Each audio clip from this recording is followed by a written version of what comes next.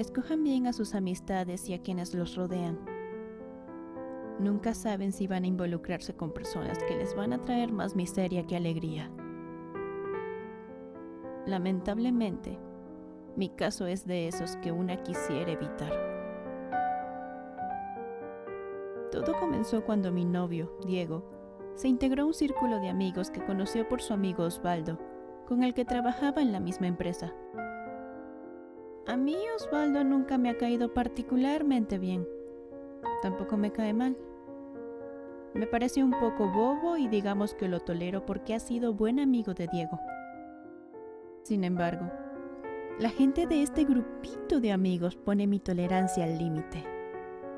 Bueno, esto con excepción de Santiago, quien siempre me pareció auténtico y que casi no hablaba de cosas superfluas y lo hacía con una pasión que era contagiosa. Lamentablemente, el precio de convivir con Santiago era tener que aguantar a Andrés y principalmente a Montserrat. Desde que nos presentaron siempre sentí que ella no estaba a gusto con otra mujer en el grupo.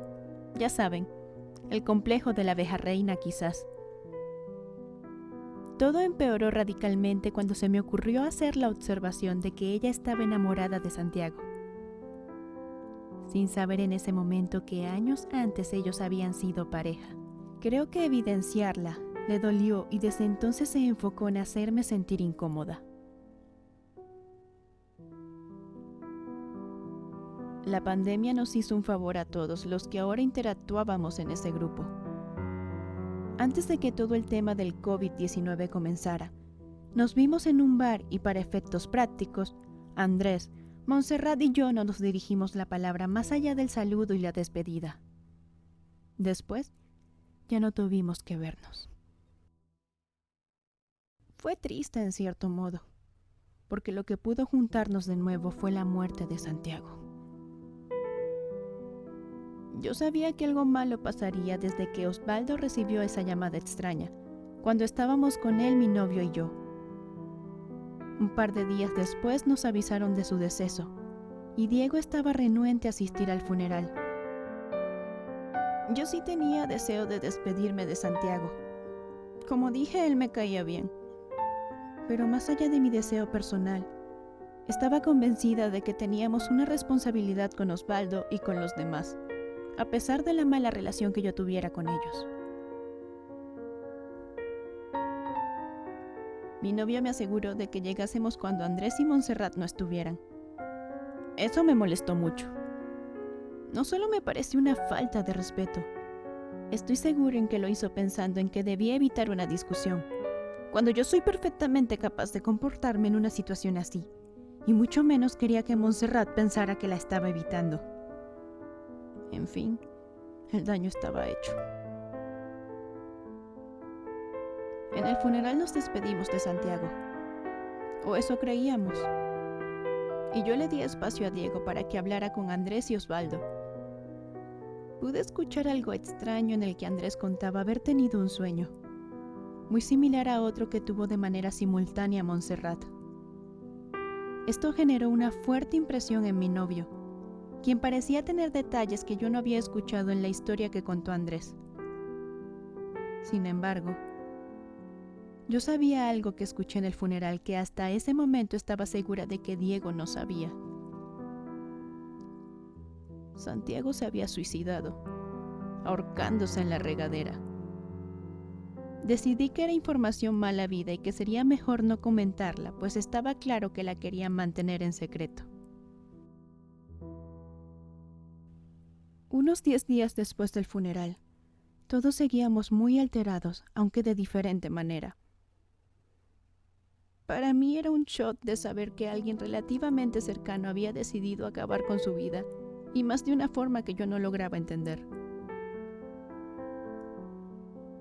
Entendería más de lo que quería en breve. Me encontraba tomando una ducha, misma que pensé me ayudaría a relajarme y a soltar la tensión.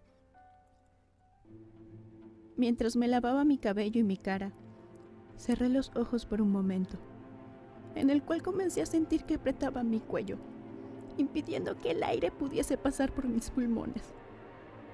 Quería gritar, pero no podía.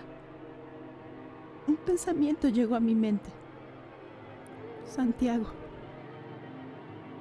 ¿Acaso Santiago estaba ahí de alguna manera? ¿Cómo podría? Santiago estaba muerto. Justo mientras pensaba en él, la fuerza que apretaba mi cuello se intensificó.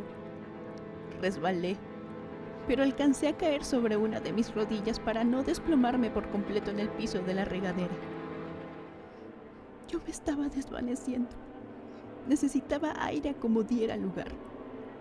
En mi mente dije a Santiago: «Por favor, suéltame. Por favor, Santiago». Y un segundo después, eso que apretaba mi cuello me dejó ir. Estaba exhausta. Me tomó varios minutos recomponerme y mucho más el poder hablar. Lo primero que hice fue llamar a Diego. No tenía idea de cómo hacerle entender lo sucedido, por lo que me limité a decirle que me había pasado algo en el baño. Vino por mí, y sospechosamente sabía que algo había sucedido en la regadera. Al confrontarlo, me dio a entender que él había pasado por algo similar. Afortunadamente me ofreció quedarme en su casa, así que me puse lo primero que tuve a la mano y nos fuimos para allá. En casa de mi novio parecía que las cosas se estaban normalizando. Los dos teníamos miedo de tomar un baño, pero creo que la compañía mutua nos ayudaba a enfrentar mejor la situación. El shock por la muerte de Santiago y por lo que nos estaba ocurriendo estaba aún presente, y pude percibir ciertas tensiones entre Osvaldo y Diego. En una de sus videollamadas de trabajo, aproveché para comentarle a mi novio que iría a mi casa por algunas cosas. La verdad es que tenía aún ropa y demás, pero quería estar un rato sola, en mi espacio. Y sí, aprovechar quizás para traerme unas cuantas prendas limpias. Gran error. Desde que llegué al edificio y estacioné mi auto, sentí como si alguien estuviera en la oscuridad del estacionamiento, esperando a que yo me bajara. Santiago, volví a pensar. Sin embargo, no pensaba dejar que limitara más mi vida. La pandemia ya me había robado la mayor parte de mi vida social. No iba a entregar lo poco que me quedaba a nadie. Subí a mi departamento y me cociné algo para comer.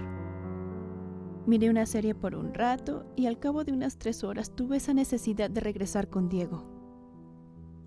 Me di cuenta que seguía asustada. Cuando bajé al estacionamiento por mi auto, distinguí una figura en el asiento del copiloto. En primera instancia pensé que mis ojos me jugaban una mala pasada, pero me acerqué a no más de 1 metro del auto y ahí estaba, Santiago, con la mirada perdida hacia el frente. Mientras yo, incrédula e inmóvil, procesaba lo que estaba observando, Santiago me miró de vuelta y estiró su mano como saludándome y abriendo su boca. No lo razoné de inmediato. Me tomó un par de horas, pero Santiago estaba oscuro. Por oscuro, me refiero a que era como si una oscuridad lo rodeara, como si la luz evitara su cuerpo. Las piernas se me doblaron. Con la poca coherencia que tenía, grité muy fuerte. El portero del edificio salió a ayudarme. Me levantó, me llevó con él y me ofreció un poco de agua. Para no darle explicaciones, le dije que había visto una rata enorme. Estaba asustada y derrotada. Tomé un Uber a casa de Diego y le conté lo que había pasado, sin detalles. Me agotaba contarle los detalles. Con los nervios de punta, intenté ir a dormir. Diego me siguió. Sentía un poco de calma al estar acurrucada con él en la cama, sus brazos rodeándome. Esa mínima calma se terminó cuando escuchamos la voz de Santiago llamando a Diego desde el exterior del edificio. Lo hizo por lo que a mí me pareció una eternidad. Y fue peor cuando nos asomamos por la ventana para ver que ahí estaba. En ese momento yo ya no era una persona. Era una paleta de carne inmóvil. No sabía qué hacer. Mi novio me llevó a la recámara. Cerró la puerta y nos cubrió con las cobijas hasta la cabeza. Me abrazó fuerte y me decía que todo estaría bien.